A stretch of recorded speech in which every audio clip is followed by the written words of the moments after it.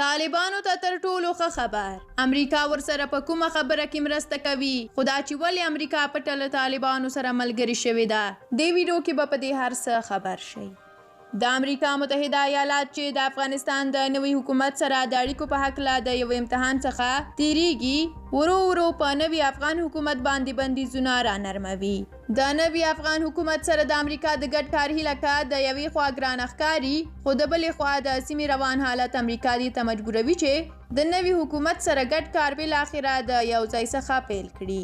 د رسنیو د راپورونو له مخې د امریکا حکومت په یو تازه اقدام کې د طالبانو د پخواني حکومتي چارواکو مخه امریکا ته خلاصه کړې ده. د دې پریکړې پر بنسټ د طالبانو د پخواني حکومت مامورین که شرایط پوره کړي کولی شي چې د امریکا متحده ایالاتو ته سفر وکړي. که څه هم په دې هکله سمدلاسه دقیق معلومات نشته دي مګر تمه کیږي چې په لنډ وخت کې د دې پریکړې جزئیات عام شي. په دې خبر کې د افغانستان د نوي حکومت د چارواکو په هکله څه نه دي ویل شوي. د یادونې وړ ده چې د اوسني حکومت ځینې مشران اوس هم د امریکا په تور لیست کې دي چې د بعضو په سر د امریکا حکومت نقدي جایزې هم ایښي دي.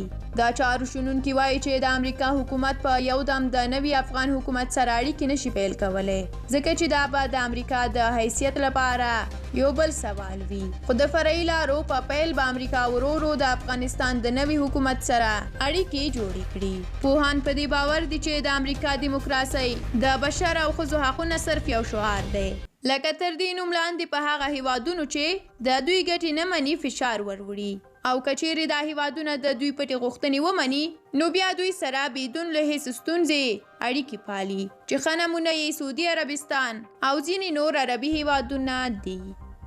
درنو لیدونکو له ملتیا مو ډېره زیاته مننه. زموږ د نورو ویډیوګانو لپاره ضرور یوټیوب چینل مو درسره سبسکرایب کړئ او که په دې اړه کوم نظر لرئ نو کولی شئ په کومنټ کې راسره شریک کړئ. تر بیا الله مو مل شه. ښه وخت ولرئ.